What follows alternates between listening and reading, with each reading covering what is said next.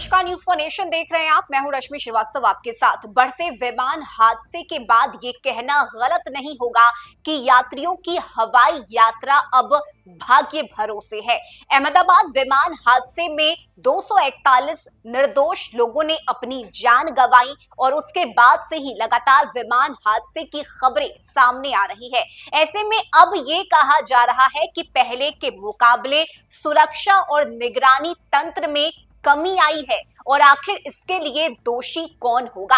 यात्री हवाई यात्रा के जरिए एक जगह से दूसरी जगह जाते हैं, लेकिन अगर इस हवाई यात्रा में निगरानी और सुरक्षा में ही कमी पाई जाएगी तो आखिर यात्री क्या करेंगे। लेकिन पिछले दिनों देखिए जिस तरह से लगातार विमान हादसे बढ़े हैं, उसके बाद से अब इस पर चर्चा होने लगी है कि आखिर इसकी वजह क्या है और इसे लेकर किसे जिम्मेदार ठहराया जाए। देश में उड़ानों की संख्या तेजी से बढ़ रही है और इसके मुकाबले सुरक्षा और निगरानी तंत्र कमजोर हुआ है। संसद में मार्च 2025 में पेश पर्यटन, संस्कृति और नागरिक उड्डयन से जुड़ी स्थायी समिति की 375वीं रिपोर्ट में यह खुलासा हुआ है। इस रिपोर्ट के अनुसार कई छोटे हवाई अड्डों पर स्थायी एयर ट्रैफिक कंट्रोल ऑफिसर नहीं है। कुछ कैटेगरी सी एयरपोर्ट पर एक ही एटीसीओ से रडार सर्विलांस, रनवे क्लियरेंस और मौसम रिपोर्टिंग जैसे तीनों काम करवाए जा रहे हैं। इस रिपोर्ट में कहा गया है कि जब रनवे की निगरानी करने वाले भी पर्याप्त ना हो तो एविएशन सेफ्टी किस्मत के भरोसे रह जाती है।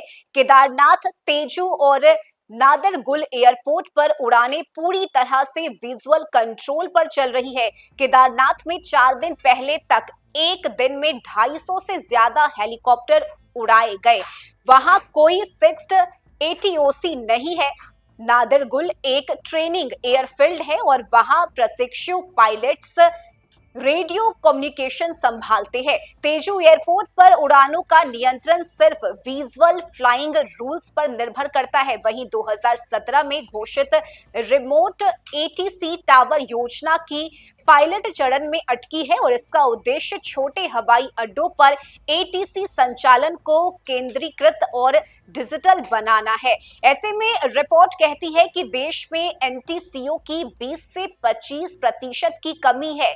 डीजीसीए में 53%, तो वहीं बीसीएएस में 35% और एआईई में 17% पद खाली है। ये तीनों ही इकाइयां देश की विमानन सुरक्षा और जांच की रीढ़ है। इसका कुल बजट सिर्फ 65 करोड़ रुपए है। डीजीसीए को 30 करोड़, एआईई को 20 करोड़ और बीसीएएस को 15 करोड़ रुपए मिले हैं और यह तब है जब 2025 तक देश में 220 हवाई अड्डों का संचालन प्रभावित है। 2014 में यह संख्या 74 थी। मुंबई एयरपोर्ट दुनिया का सबसे घिरा हुआ एयरपोर्ट है, यानी कि आबादी वाला एयरपोर्ट है। मुंबई एयरपोर्ट देश के कुल हवाई यातायात का 25% संभालता है और यहाँ 1000 से ज्यादा इमारतें उड़ान पथ में बाधा है। कोर्ट के आदेश में टूटी तो कुछ ही, लेकिन सैकड़ों नई इमारतें भी बन गई।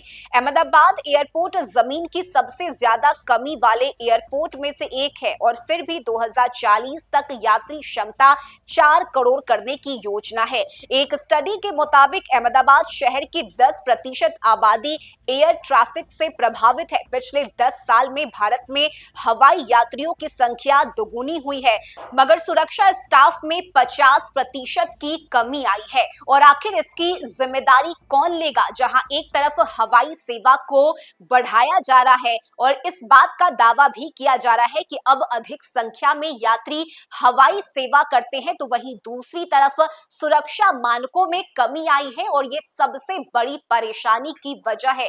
जो रिपोर्ट सामने आए हैं उसमें वाकई में चौंकाने वाले खुलासे हुए हैं, जहां सुरक्षा के नाम पर सिर्फ और सिर्फ खाना पूर्ति का काम किया जा रहा है और यही वजह है कि अब यात्रियों को हवाई सेवा शुरू करने से पहले 100 बार सोचना होगा कि क्या उनकी हवाई सेवा वाकई में सुरक्षित है या नहीं। इस खबर में अभी के लिए बस इतना ही। न्यूज फॉर नेशन पर खबरों का सिलसिला जारी रहेगा। नमस्कार।